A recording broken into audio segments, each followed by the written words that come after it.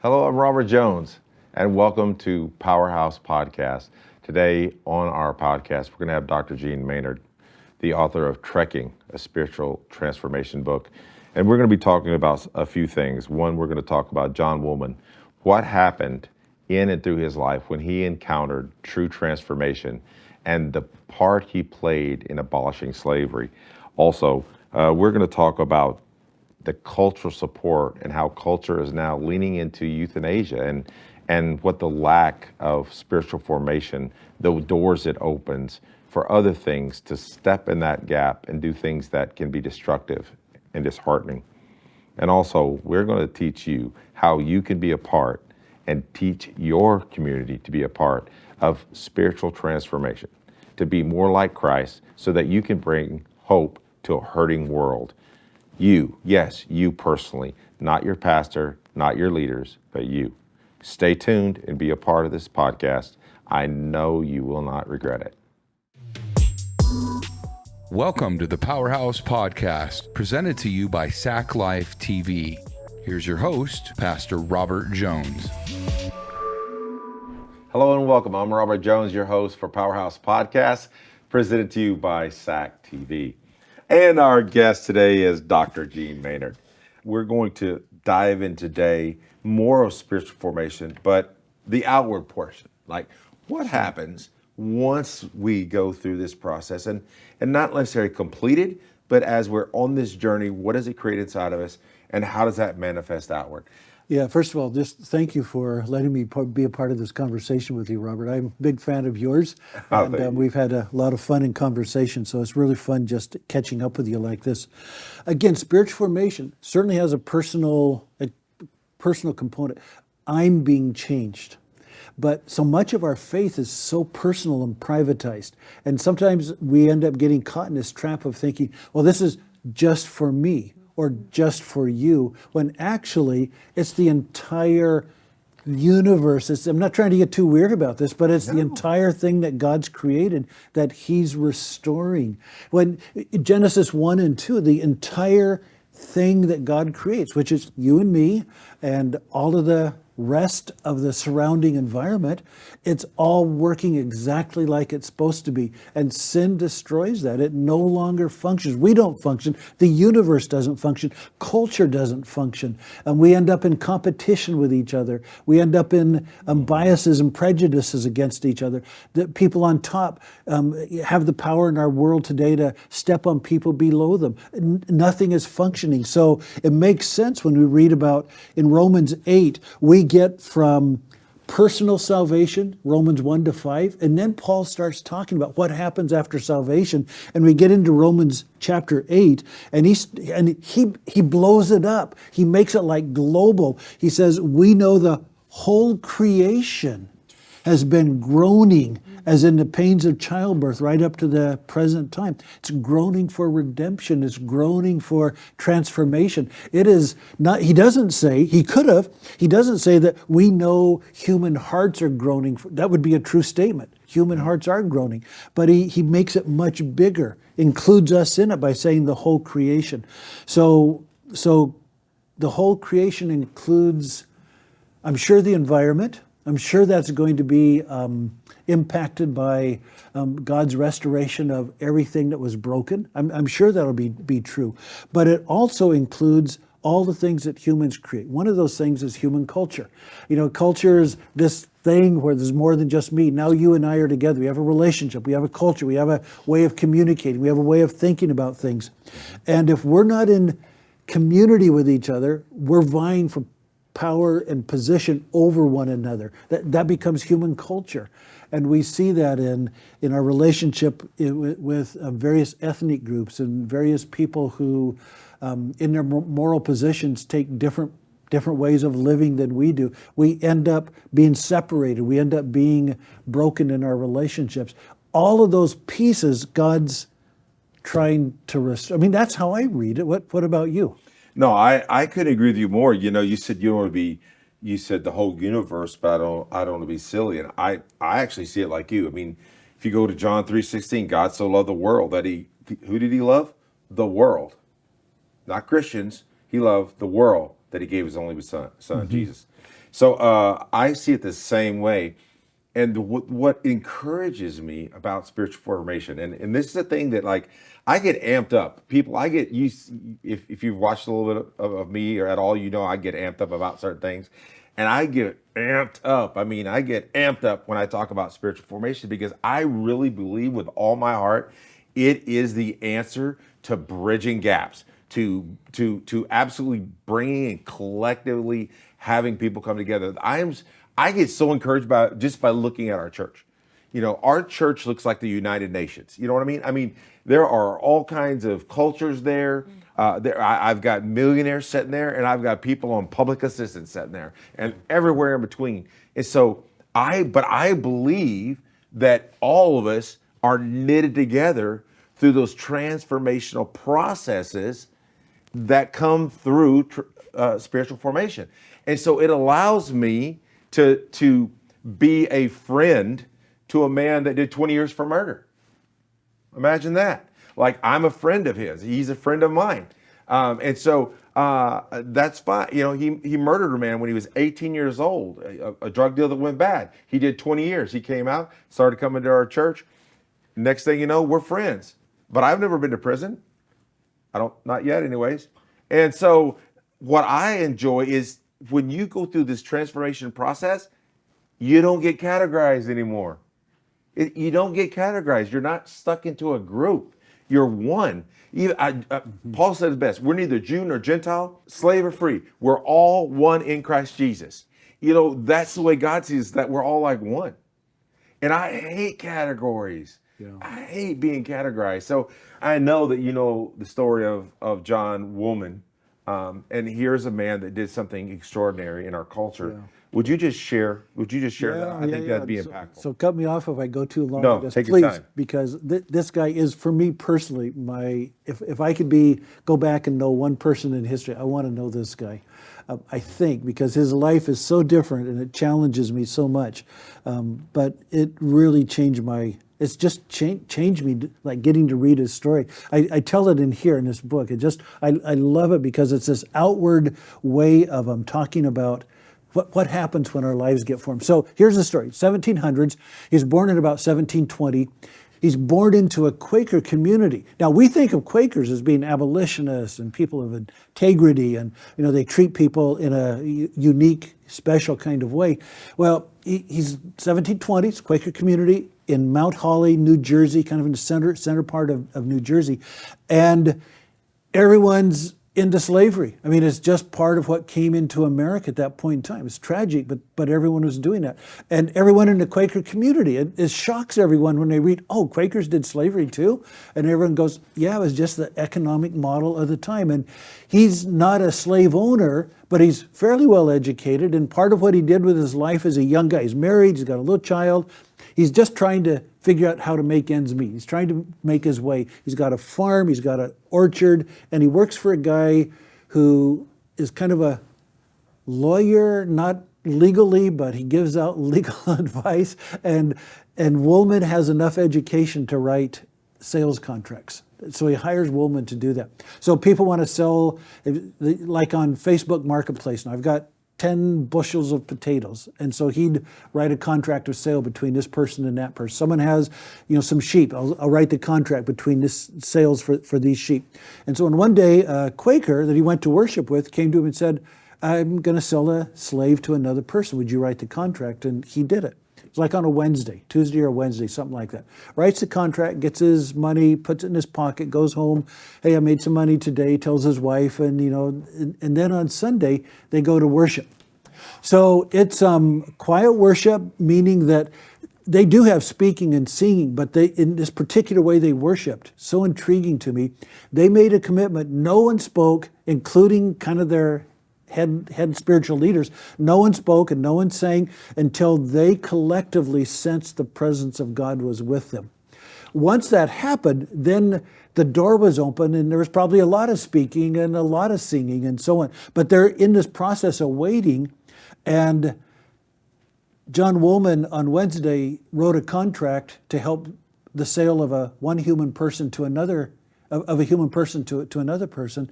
And he hadn't thought about it since Wednesday, and he's sitting in the middle of worship, and the presence of God comes strong on this group of people, and he's a no one in the church. He's young, he's not a leader, he's just sitting in the back row. And suddenly he never thought this once in his life until this moment. He goes, wow, I just participated in a ugly, ugly evil. I helped sell a human person.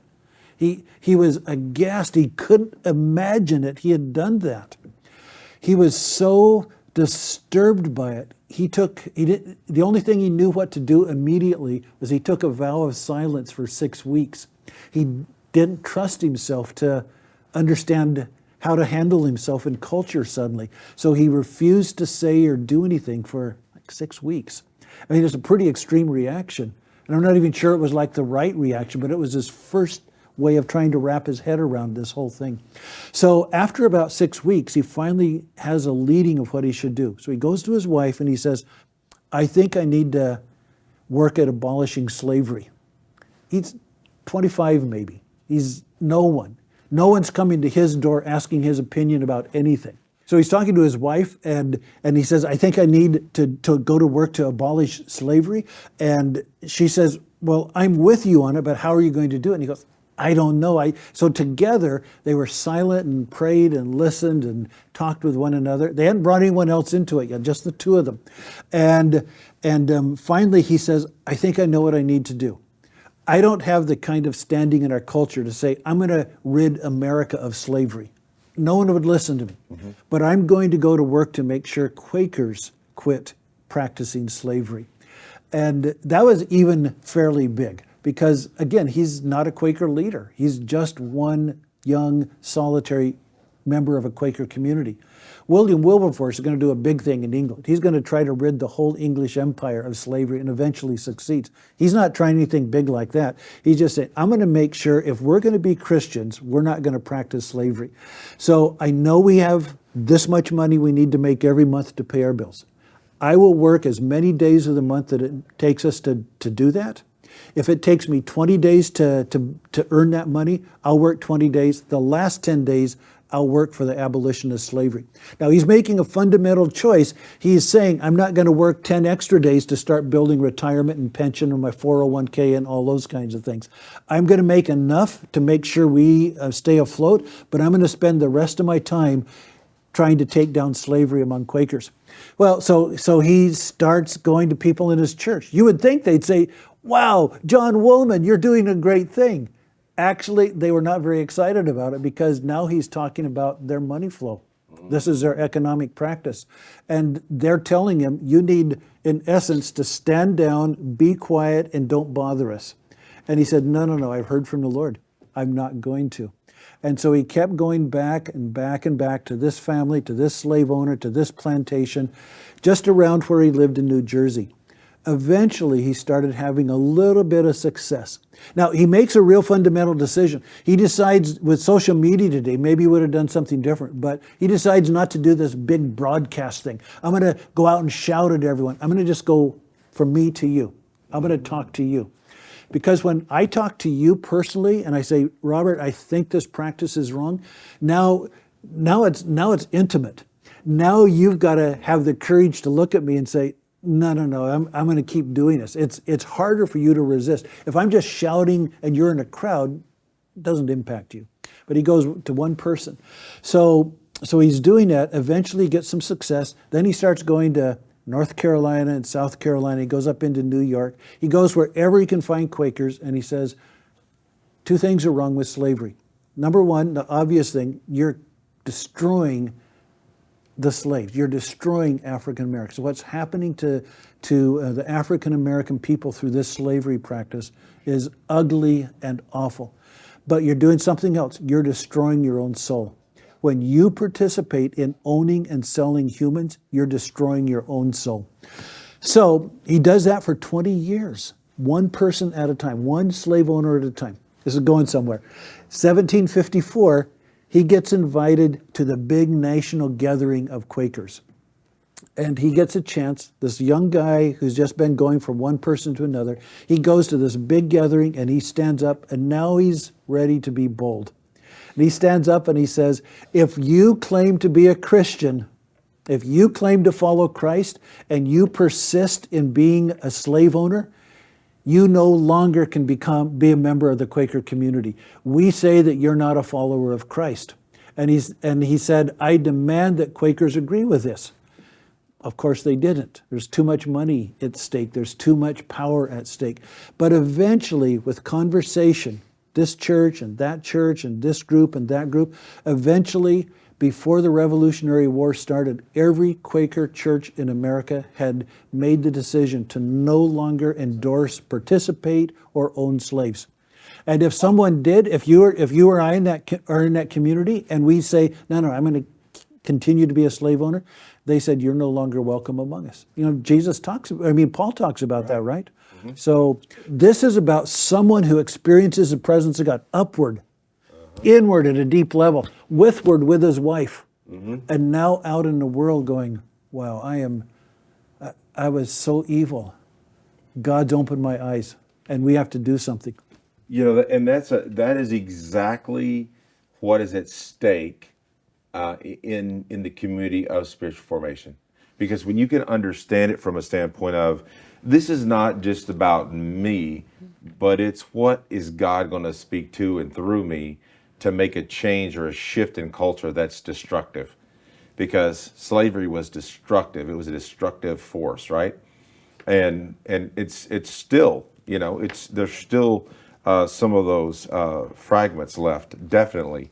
And it's still a big issue, even now. But that's the kind of thing that happens with us when we allow God those moments where we open up and allow him to come in and really deal with our own consciousness, right? I mean, that's amazing.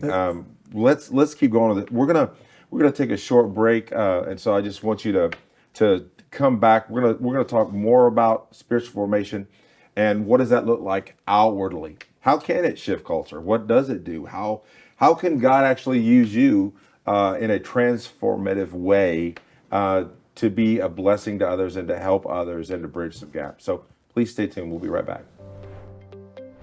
SAC Live TV is proud to sponsor the Powerhouse Podcast with Pastor Robert Jones. If you'd like to be a sponsor, please contact us at info@saclife.tv. Are you looking for substance in your podcasts? Look no further. Introducing the Powerhouse Podcast.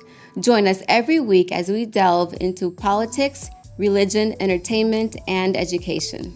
Don't miss out. Subscribe now on your favorite podcast platform and be part of the Powerhouse Podcast community. For more information, visit our website, powerhousepodcast.net. And welcome back to the show. We are talking with Dr. Maynard about spiritual formation, and we are addressing what it looks like to be outward in our spiritual formation practices. It's good to have everybody back. And Dr. Maynard, we've been talking about, we went through the story of John Woolman, which is amazing. What happens in a person's soul when they encounter God and the decisions that they can make to actually affect culture in a positive way, in a good way, right? The abolition of slavery within a denomination or a belief. There's a lot of things happening in different parts of the world. There's a big push for euthanasia, and we've talked a little bit about this. It's crazy. But can you talk about that a little bit and share a little bit about that? Oh man, it's so crazy what's happening. It isn't just in Canada. I lived in Canada, so I'm a little sensitive to it. But it's in the Western world. Canada is one of the leading champions in this cult of death of ending people's lives prematurely through government-sponsored euthanasia. In Canada in 2016, they passed the first law giving permission for people to be able to end their lives prematurely. And mainly it was viewed as a mercy, someone's suffering and so on. But it was real clear really quickly that that really wasn't the only goal of that practice. They were going to start experimenting with making it available for people who are not suffering from any medical condition. So where are we at? 8 years later now? So now if you have autism, you can voluntarily say, I no longer want to live in this world, and the government will euthanize you. If you have an eating disorder in Canada now, it's possible for you to say, you know, I'm just tired of this struggle with an eating disorder, and I want to end my life. They're making it available to people with mental illnesses, and they're experimenting with making it available to young people, which, Joanne, you were talking about just some of the things happening among the youth culture and the loneliness and isolation and the disorientation that's been happening recently.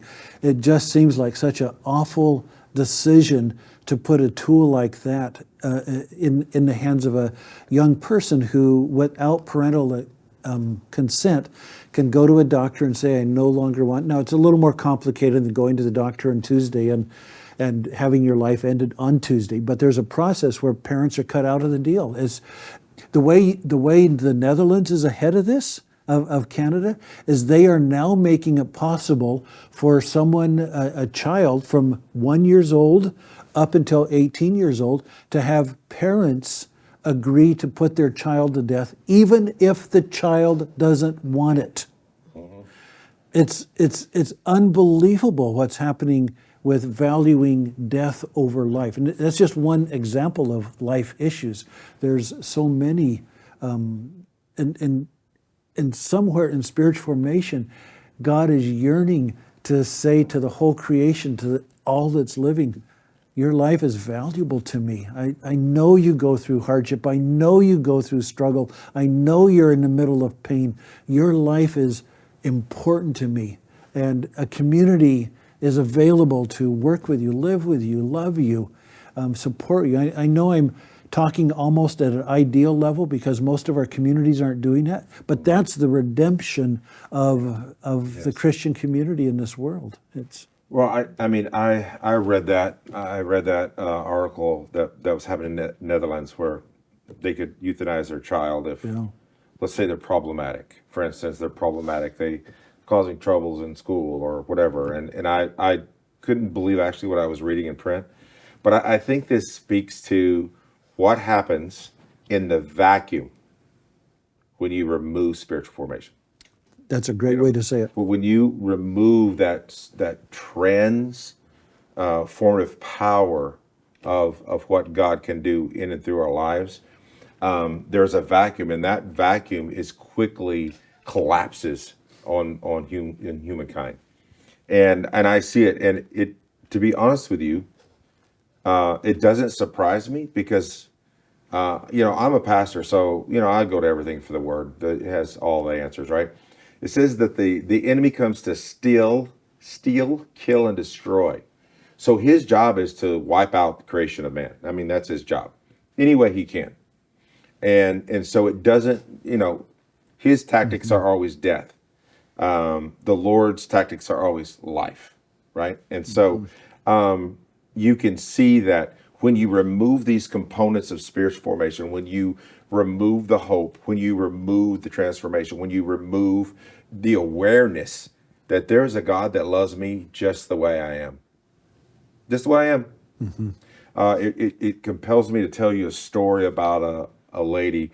I'm going to call her name, and she's okay with it because I spoke to her. Her name is Raylene Bennett, and I met her 16 years ago. I was at a hospital, and I was going to visit someone, and I was in their emergency room. The person had been taken to emergency, and they had called me, and so I went down there to visit them. And I'm standing there in this line, and as I'm standing in this line, I felt like a presence. You ever been standing somewhere and you feel the presence of something else? Well, I felt the presence of someone behind me, and I turned around, and they're dripping blood from their wrists all over the floor. And so I just jumped around everybody that was in my line and said, look, there's a lady bleeding. We need a cloth for her wrist. And so they handed a towel underneath, and I went to her and I said, here, take this. She wrapped it around her wrist and she said, thank you. And I went in, I gave them my name. I went to sit down, waiting for them to call me back to the emergency room. And she went up and gave her name, and then she came and sat down. And she came and she sat down behind me in the waiting room. And I'm sitting there in the waiting room, and as she's walking to me, oh man, this is important. As she's walking toward me, I hear the Lord say, would you tell her I love her just the way she is? Tell her I love her just the way she is. And I said, okay. And so I got up and I turned around and I knelt down on the floor in front of her. And I said, I don't know you and you don't know me. But I said, God knows you. And he wants to tell you he loves you just the way you are. And she rolled up her sleeve, and her entire arm was nothing but scars. Just solid scars, just from cutting herself. And she said, like this? And I said, just like that. And that began a relationship with her. And today, her life, she's actually, I'm going to have her on the podcast. Her life has been a total 180. She's healthy. She's happy. She is no longer suicidal. She doesn't cut herself anymore. It's been just a complete transformation. But it was only by, and I don't want this to sound the wrong way. I don't take this the wrong way. But I had worked so hard at hearing from the Lord, Dr. Maynard. I really worked at spending time and letting the Lord, listening for his voice. You know, mm-hmm. I spent a lot of time doing that, you know.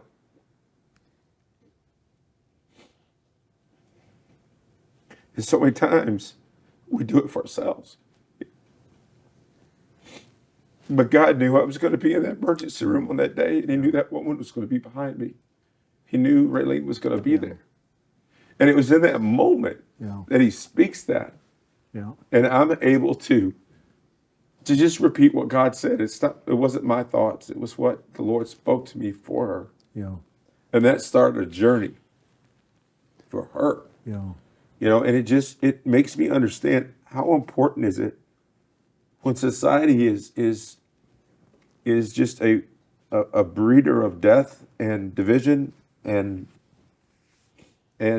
everything that's pretty much anti-God, if you will. And then you get to be transformed and hear God speak in a way that brings somebody and is the spark for someone to turn around. Yeah, it's impactful. It's such a good word, man, that you should just the way you are. That's such a good word. Most of us don't grow up with it. You know, I grew up in a pretty normal family, and I walked away with the conclusion, I'm going to have to work hard. I'm going to have to make things happen. You know, people don't grow up with just the way you are. And so to be able to share that with someone, you know, you heard that because you'd been attempting to learn how to listen, and then you were obedient. You didn't know where it was going to go. You didn't hardly even knew why. John Woolman, I don't know where this is going to go, but I'm going to go to the first, before he talked to one person, he had to talk to someone, so he goes to the first person. I don't know if this is going to even do any good, but I know what's going on with slavery is awful.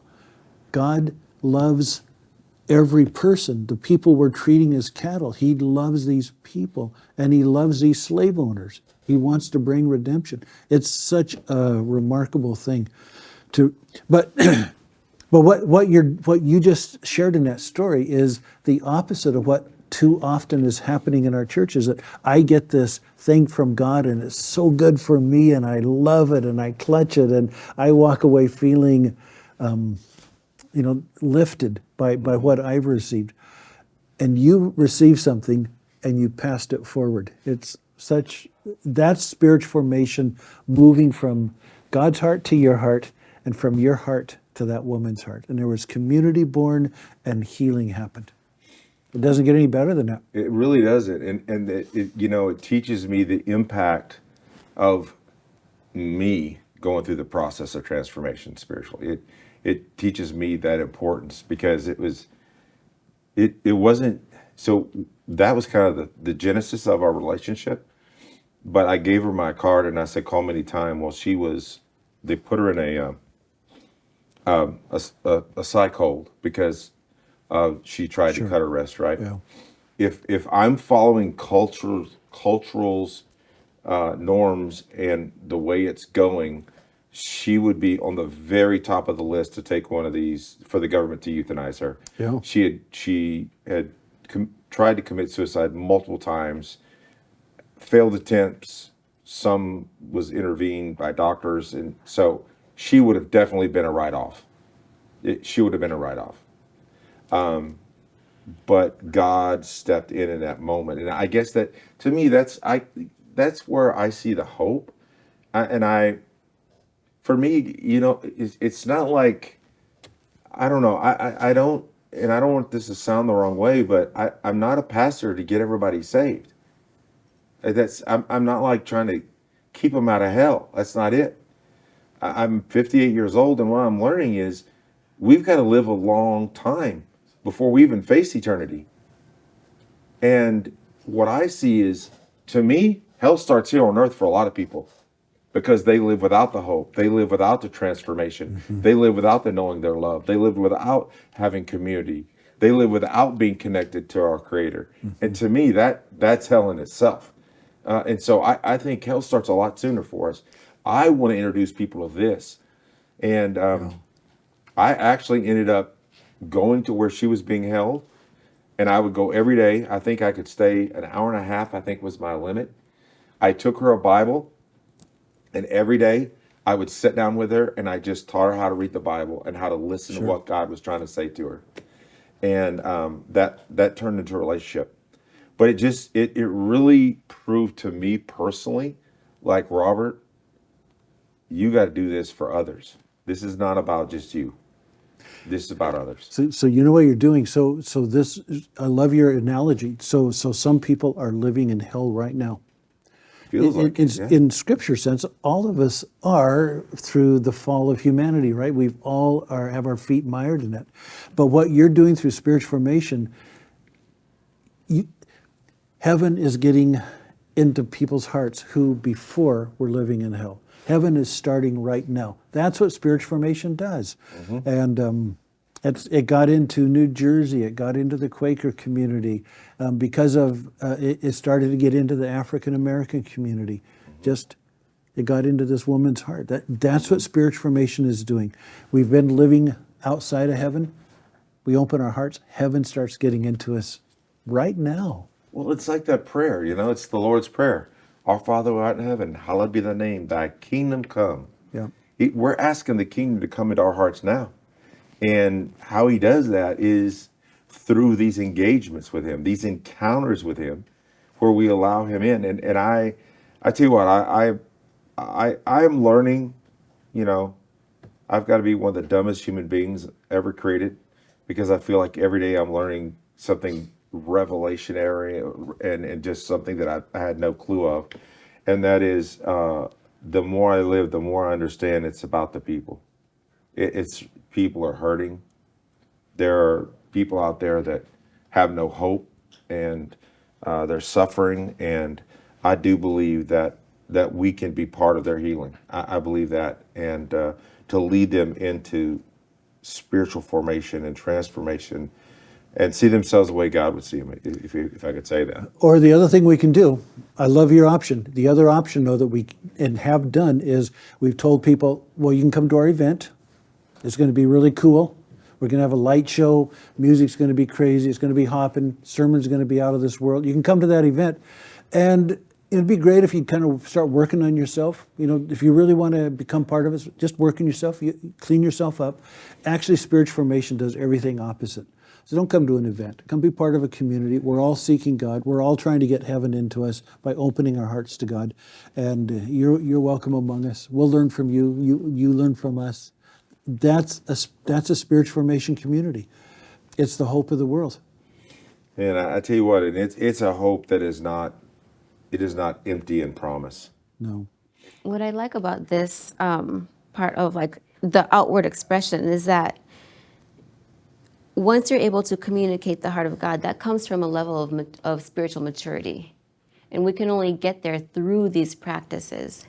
And it was only after the disciples, they lived with Jesus and they did what he did for 3 years, right? And then they received the Holy Spirit. And then the Great Commission came.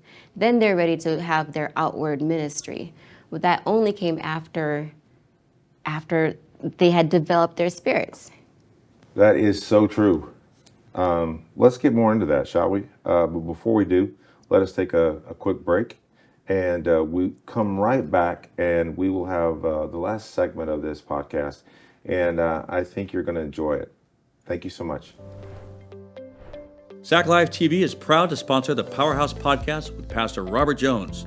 If you'd like to be a sponsor, please contact us at info@saclive.tv. Are you looking for substance in your podcasts? Look no further. Introducing the Powerhouse Podcast. Join us every week as we delve into politics, religion, entertainment, and education. Don't miss out. Subscribe now on your favorite podcast platform and be part of the Powerhouse Podcast community. For more information, visit our website, powerhousepodcast.net. Hello and welcome back to Powerhouse Podcast. I'm your host, Robert Jones. I am joined with my co-host, Joanne Johnson. And our guest today is Dr. Gene Maynard. And before our break, Joanne was talking about the discipleship and how that looked for in the way of spiritual formation. So I'm going to throw that ball in your court. I'm going to let you answer that. Yeah, so she was referencing that moment in Day of Pentecost, right, when they were finally filled and empowered with the Holy Spirit. So that's Acts chapter 2. So it always tells me something that there wouldn't be an Acts chapter 2 without an Acts chapter 1. And I don't mean that in just such a simplistic way. It's what happens in Acts chapter 1, that they finally agree, maybe for the first time as a group of disciples, to do exactly what Jesus said. They're no longer wrestling for position. They're no longer trying to become, the chief or the greatest or trying to elbow someone out of a position. Instead, Jesus says, I want you to stay here and pray. Some of them are going, no, we want to go do something. We want to be John Woolman. We want to go out and make things happen. And he says, no, I just want you to stay here and pray. And they do, for 2 weeks or 10 days? Or it's a fairly long period of time. It's a prayer vigil. And it says they were devoted and united in their praying. That creates the condition for the day of Pentecost. So the day of Pentecost does what? They immediately start, if you read to the end of chapter 2, just go through that whole great story, you get to the last verse in chapter 2, so they gain favor with the whole community. How do you do that? Suddenly, there's a community of love, there's a community of hospitality, there's a community of compassion, there's a community of people who are unlike anyone's ever experienced before. All of the old racial divisions are coming down. All of the old barriers, men versus women, are coming down. This is a community where the presence of God is dwelling and people actually are attracted to it. They want to be in on it. And so these disciples experience something that they didn't create it. They didn't make it happen. But that one act of just staying silent in the upper room and waiting, the hardest thing to do, right? That allows God to do what only God can do. So how do you read that? I mean, Well, I am with you 110%. I take notice how many started and how many ended, right? If I'm not mistaken, it was 600 began and they ended with 120. So yeah, that's a good point. Yeah. They basically 20% of the people that started finished. But the 20% that finished, it changed culture. It changed the culture. And I think that for pastors and leaders, if you're looking for everyone to line up with you and everyone to do it, it just may not happen, and don't get discouraged by that.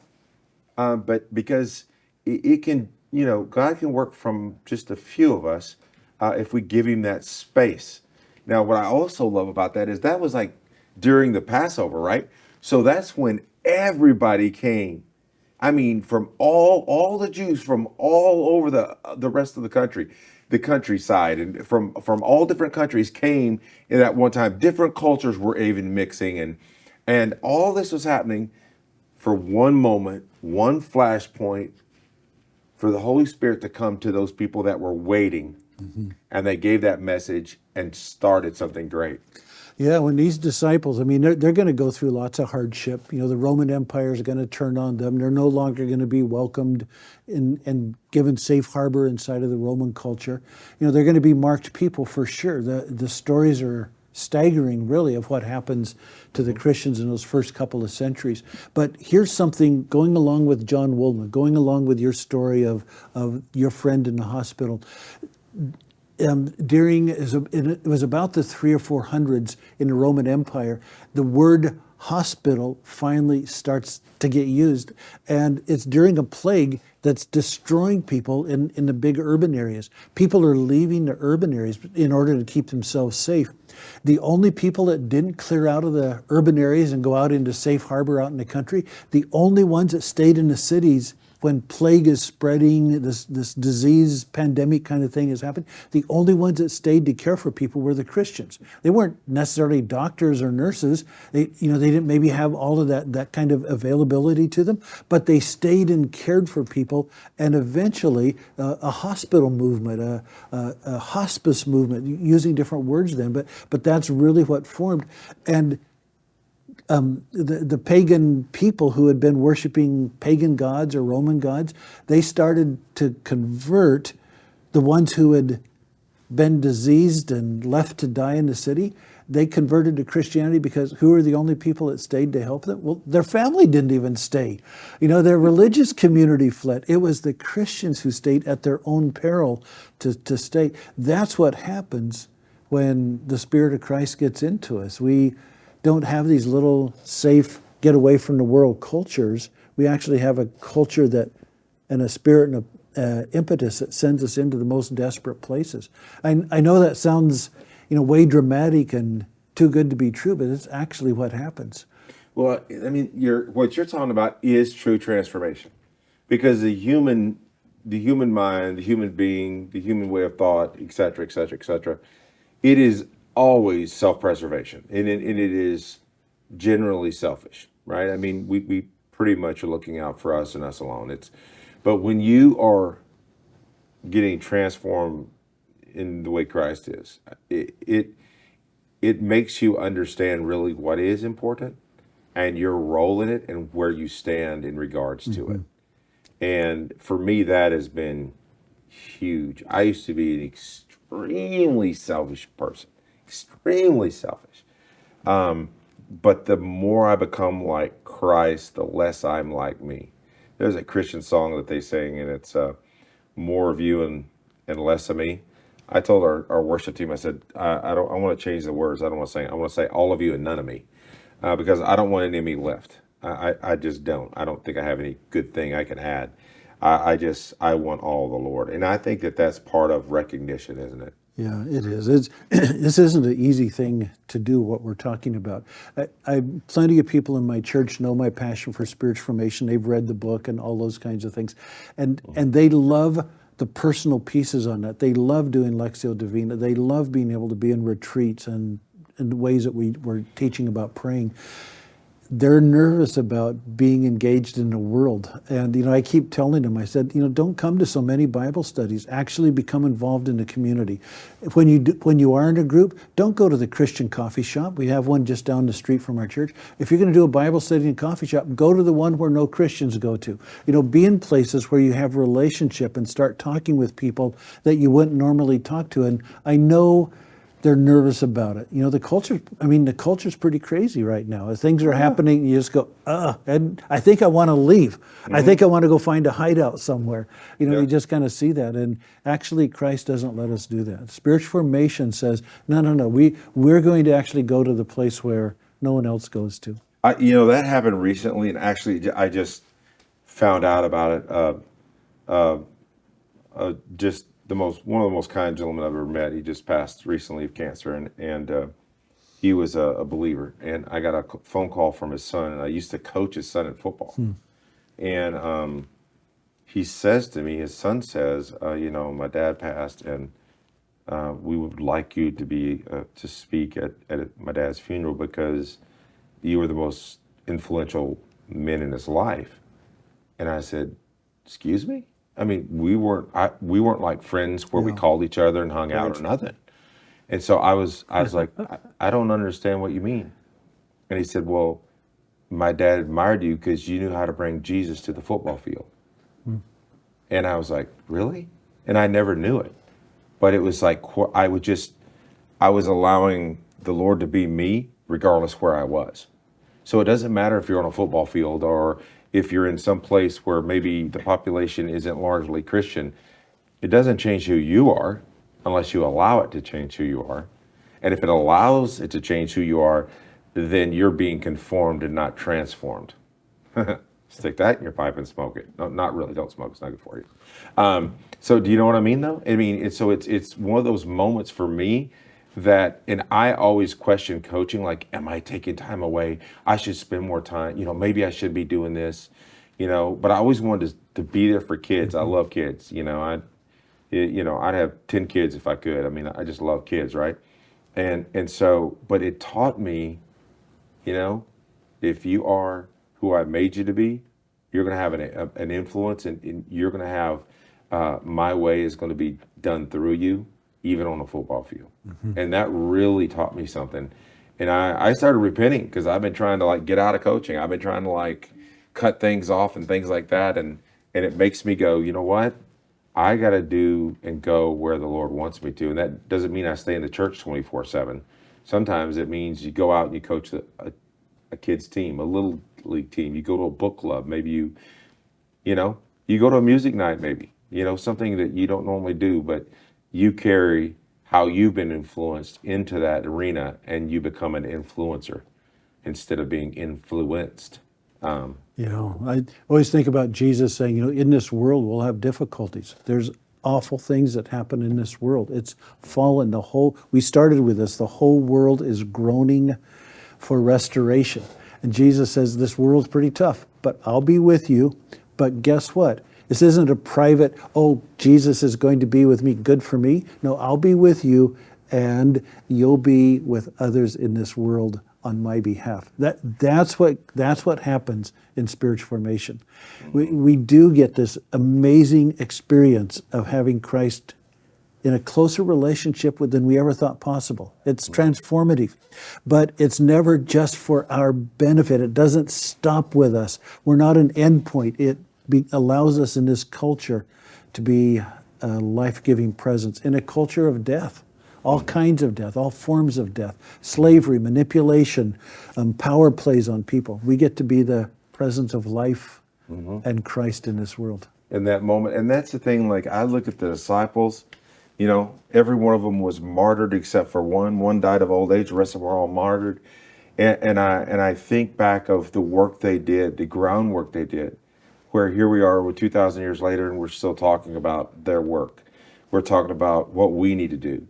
And I think if there's one thing that I owe those that went before me and walked the hard path, is to walk it now myself. Because whether we want to acknowledge it or not, we're walking a path and we're making a way for somebody after us. And I just want to make sure that I clear the path properly. I want to make sure that the path I walk actually makes it easier for someone after me. I don't want to leave it harder. I don't want them to have a tougher time because of me.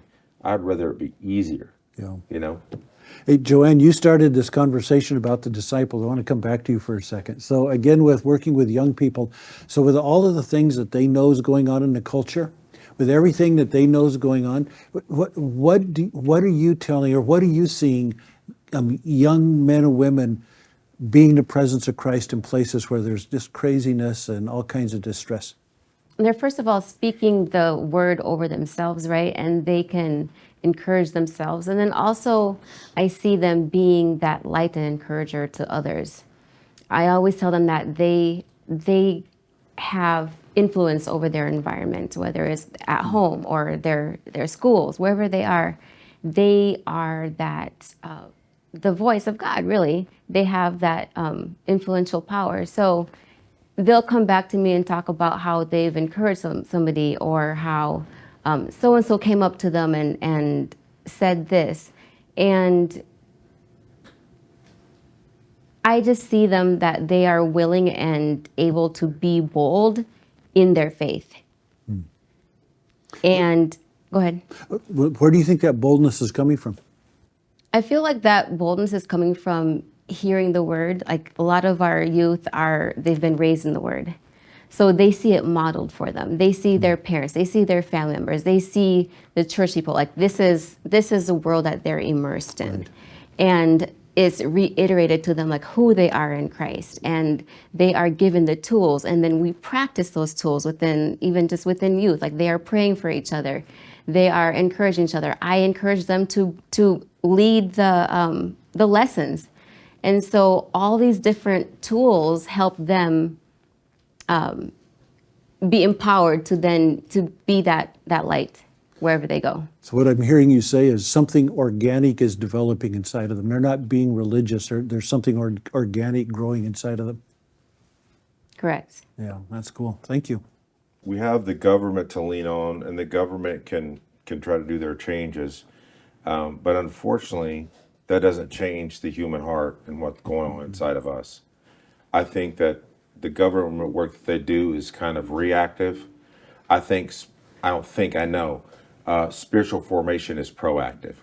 When we tend to this and we go through the transformational process ourselves, then we take the murderer and turn them into a married man with kids. And there's a true transformation that takes place in that. I just want to reiterate the book written by Dr. Jean Maynard, Trekking. You can find this on Amazon. I want you definitely to check that out. And also, we're going to be posting and putting up ways to get a hold of his website and his social media pages. We just had 4 episodes of spiritual formation, and I would be remiss if I did not say we are just scratching the surface. So each one of these areas can go much deeper. Processes can be given to you. Practices can be given to you. If your church doesn't participate in something like that, you could participate individually, and who knows, maybe you are the piece that's going to link your church into a deeper transformational system. And so, Dr. Maynard, I want to thank you for your time and your effort. I appreciate you mentoring my life, teaching me these practices and pointing me to the Word of God and showing me where they come alive. It's changed my life. It's still changing my life. I'm not finished yet. And so I'm deeply appreciative. Ms. Joanne, thank you again for being the wonderful co-host that you are. We appreciate everything that you do. Thank you, SAC Life Television. And we want to thank you for what you do for this podcast. And one last thing, I'll put up the social media once more for Dr. Jean Maynard so that you can get contacting him through one of these various resources. I want to thank the audience for tuning in. I pray that this helped you. I know it definitely does myself. I challenge you to engage in it and see how God transforms your life and brings hope to you in a whole new way. Thank you for tuning in. God bless and have a good day. Thanks for joining us on this episode of the Powerhouse Podcast. If today's conversation resonated with you, remember to subscribe, rate, and review us on your preferred podcast platform. Your feedback helps us in our mission to engage in deep conversations that impact mindsets and create a practice of introspection. Do you have an idea or a topic for a show? Message us at php@saclife.tv. Remember, your voice matters, and together we have the power to influence positive change in our world.